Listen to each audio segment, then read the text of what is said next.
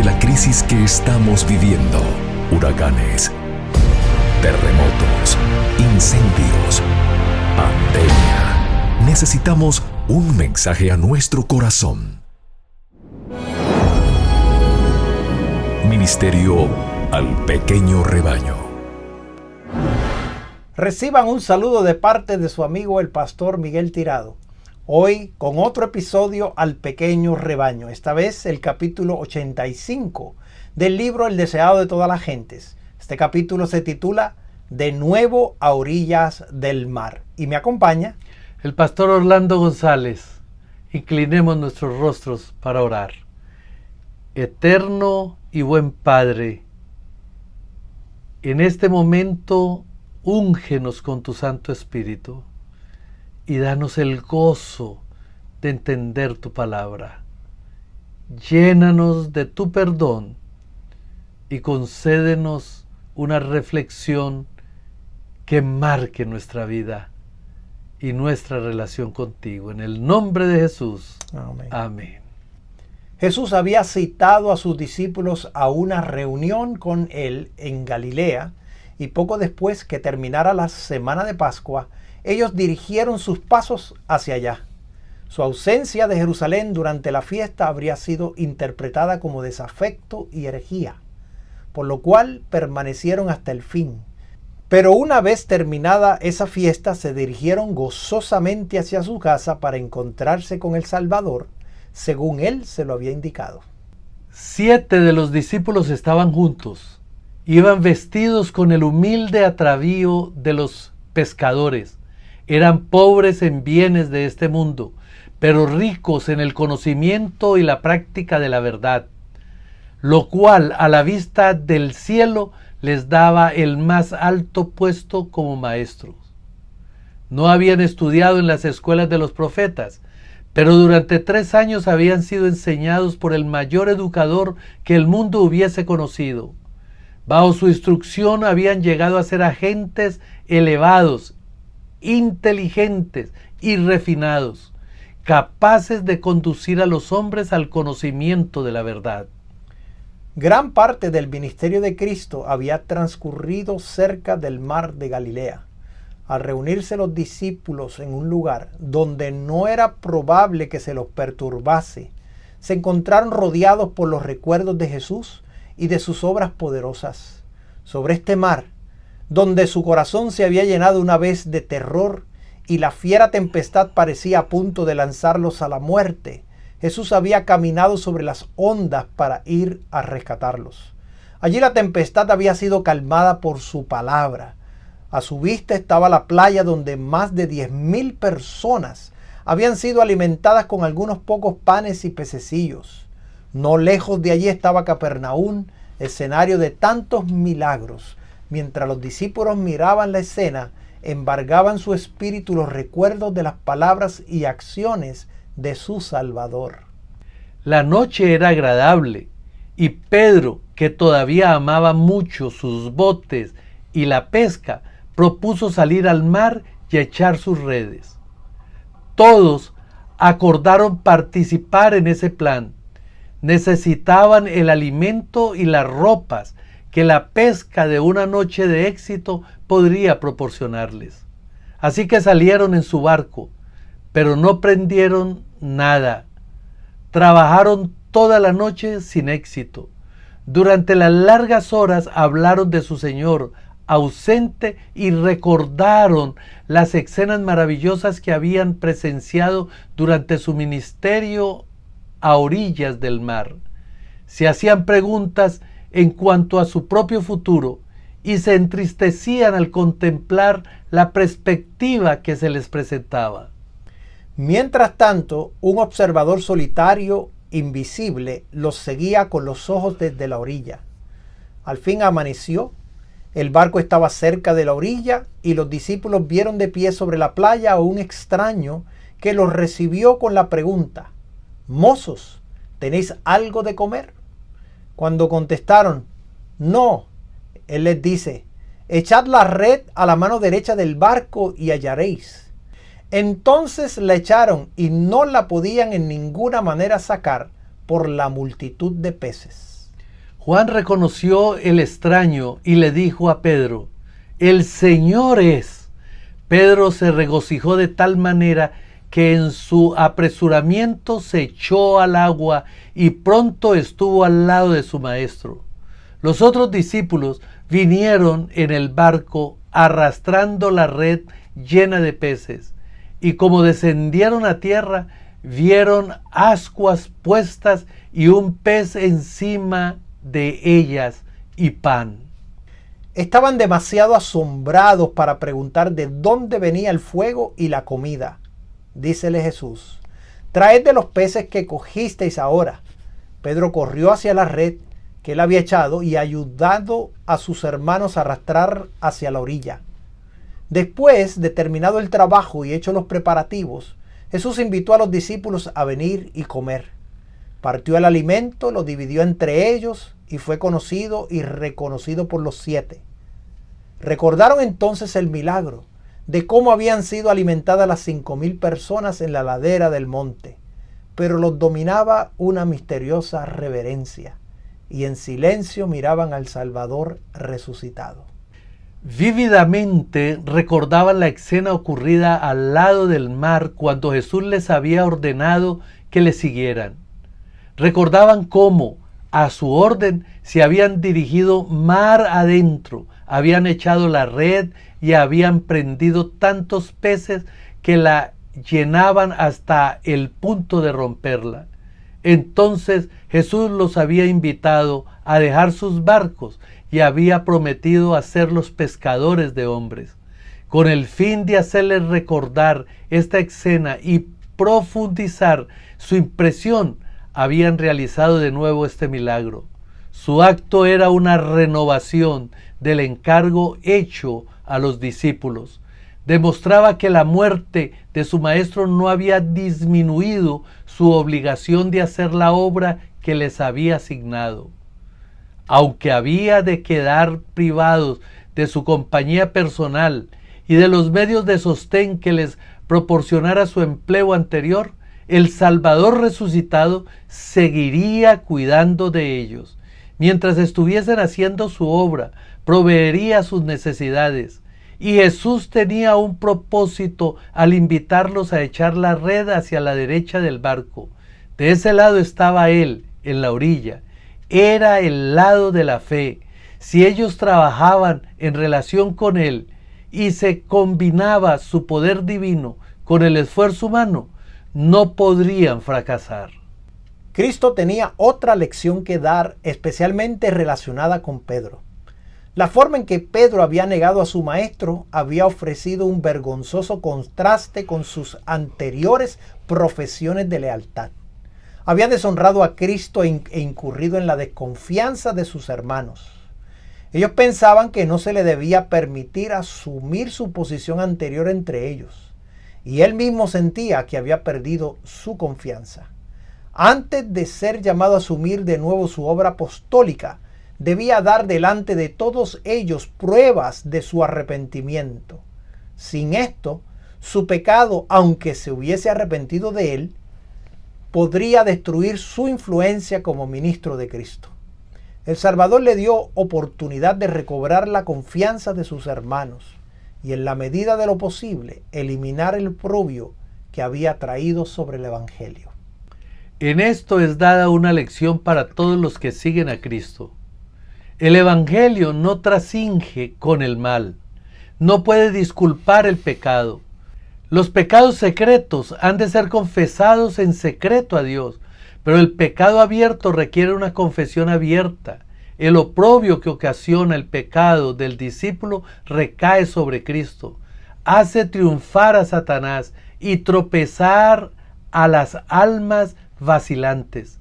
El discípulo debe, hasta donde esté a su alcance, eliminar ese oprobio, dando prueba de su arrepentimiento. Mientras Cristo y los discípulos estaban comiendo junto a las orillas del mar, el Salvador dijo a Pedro, refiriéndose a sus hermanos: «Simón, hijo de Jonás, ¿me amas más que estos?». Pedro había declarado una vez: «Aunque todos sean escandalizados en ti, yo nunca seré escandalizado. Pero ahora supo estimarse con más verdad. Sí, Señor, dijo, tú sabes que te amo. No aseguró vehementemente que su amor fuese mayor que el de sus hermanos. No expresó su propia opinión acerca de su devoción. Apeló a aquel que puede leer todos los motivos del corazón para que juzgase de su sinceridad. Tú sabes que te amo. Y Jesús le ordenó, apacienta mis corderos. Nuevamente Jesús probó a Pedro, repitiendo sus palabras anteriores. Simón, hijo de Jonás, ¿me amas? Esta vez no preguntó a Pedro si le amaba más que a sus hermanos.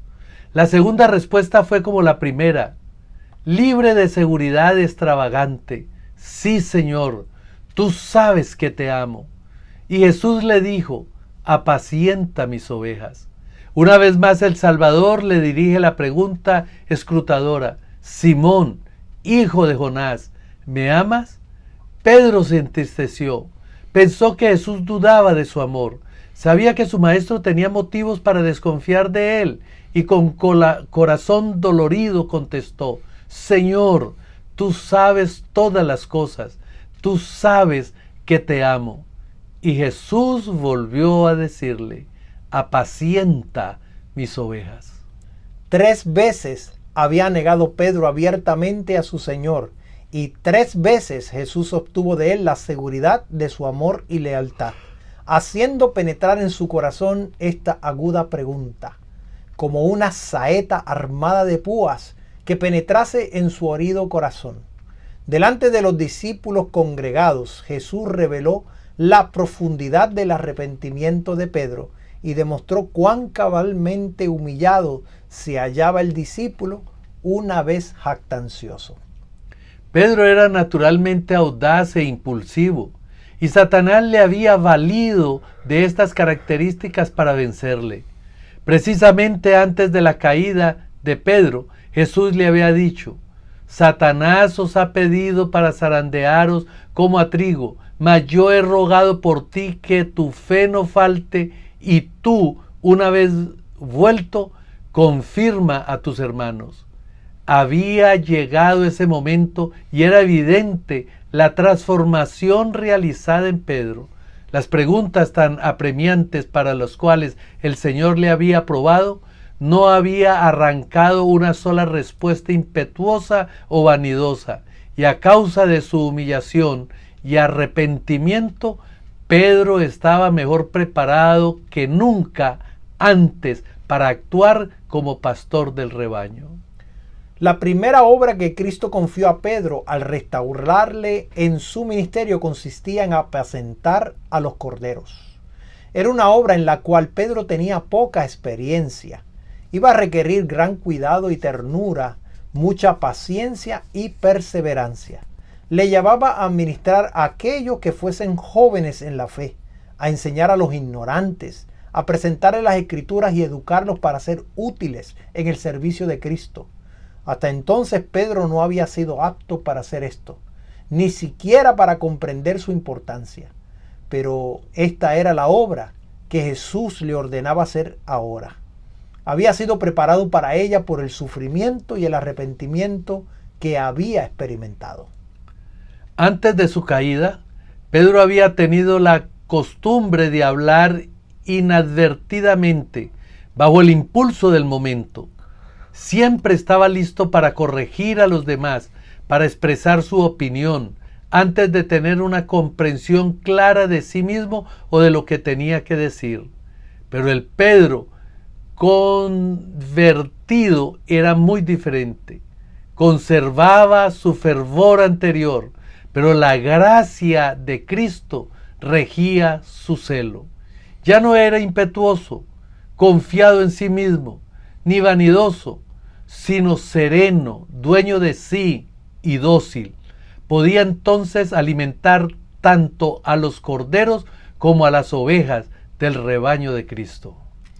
La manera en que el Salvador trató a Pedro encerraba una lección para él y sus hermanos.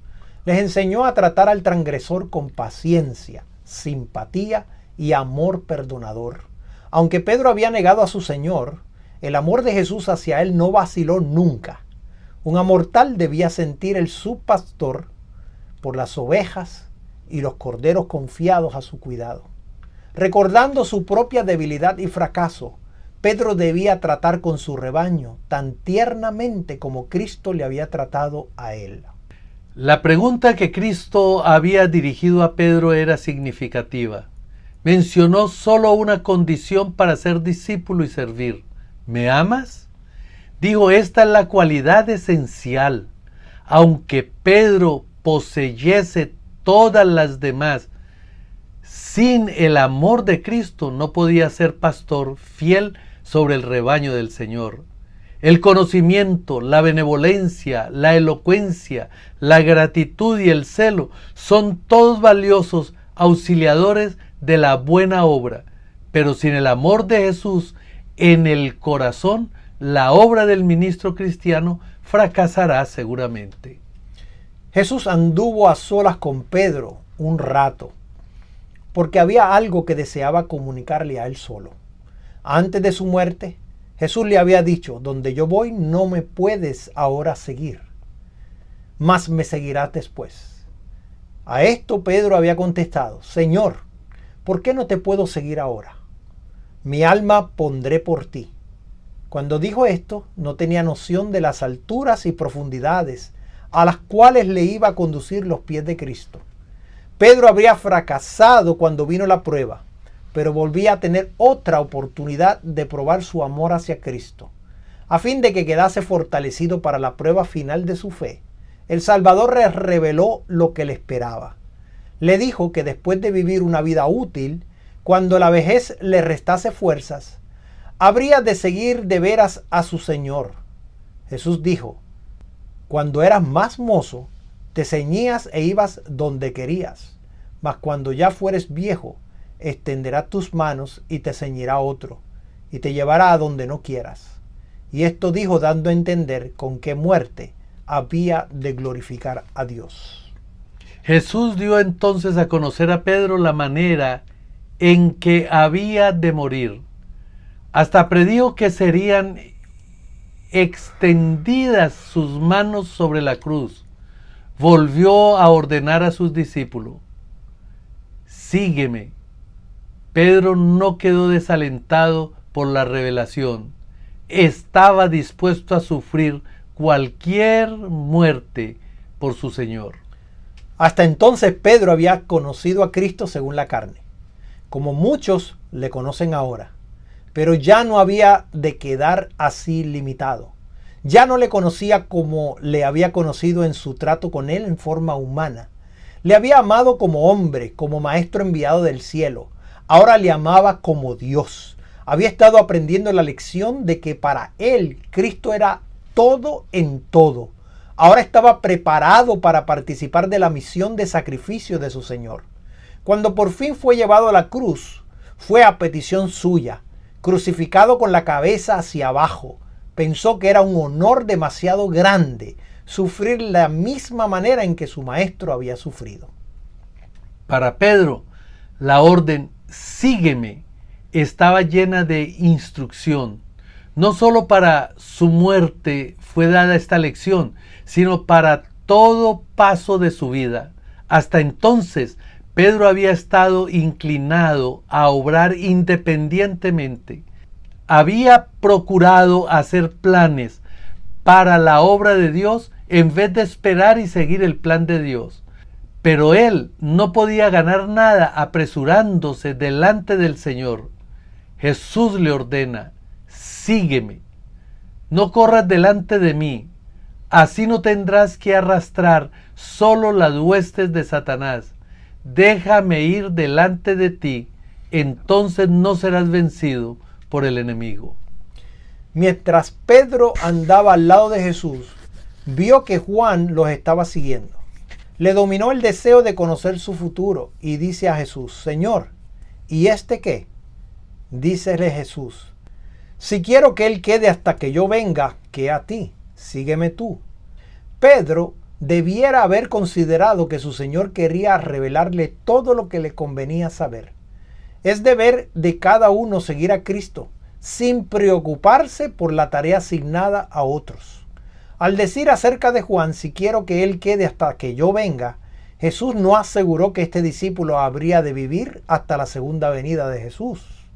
Aseveró meramente su poder supremo y que si él quisiera que fuese así, ello no habría de afectar en manera alguna la obra de Pedro. El futuro de Juan, tanto como el de Pedro, estaba en las manos de su Señor. El deber requerido a cada uno de ellos era que le obediese siguiéndole. ¿Cuántos son hoy semejantes a Pedro?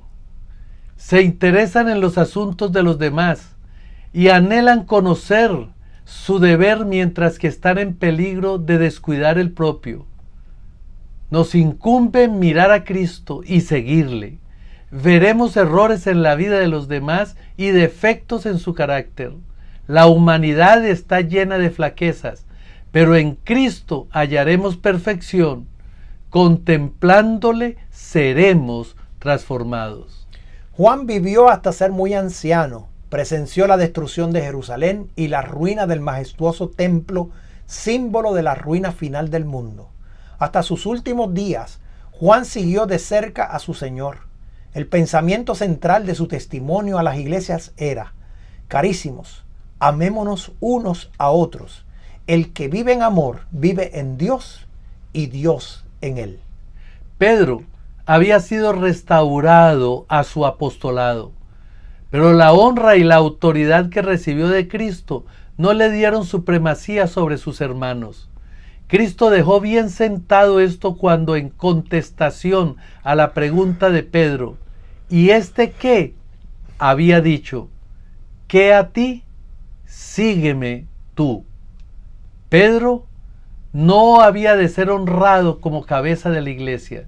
El favor que Cristo le había manifestado al perdonarle su apostasía y al confiarle la obra de apacentar el rebaño y la propia fidelidad de Pedro al seguir a Cristo, le granjearon la confianza de sus hermanos. Tuvo mucha influencia en la iglesia, pero la lección que Cristo le había enseñado a orillas del mar de Galilea la conservó Pedro toda su vida, escribiendo por el Espíritu Santo a las iglesias, dijo: ruego a los ancianos que están entre vosotros, yo anciano también con ellos, y testigo de las aflicciones de Cristo, que soy también participante de la gloria que ha de ser revelada.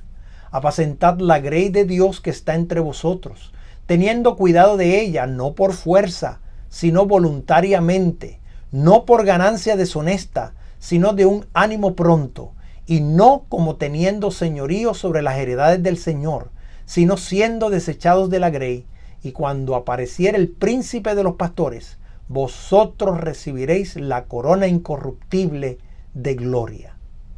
Amado, qué lindo poder tener las palabras de Cristo, que así como le dijo a Pedro: apacienta mis corderos, apacienta mis rebaños, también nos dice a ti y a mí, que también hemos pecado, que también hemos negado a nuestro Señor.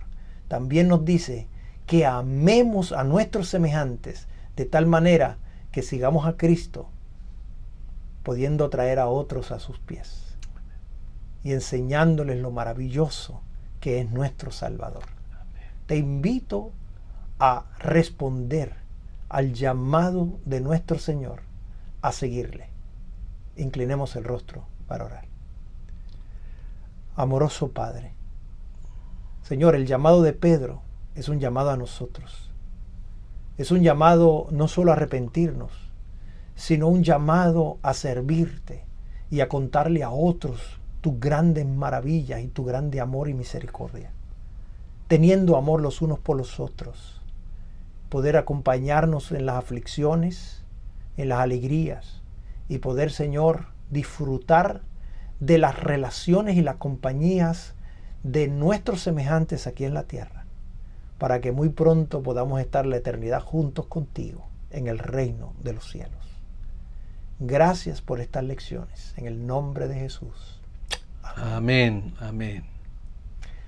Te invito a compartir este mensaje con tus amigos y nos veremos en nuestro próximo episodio Al Pequeño Rebaño. Dios te bendiga. Bendiciones.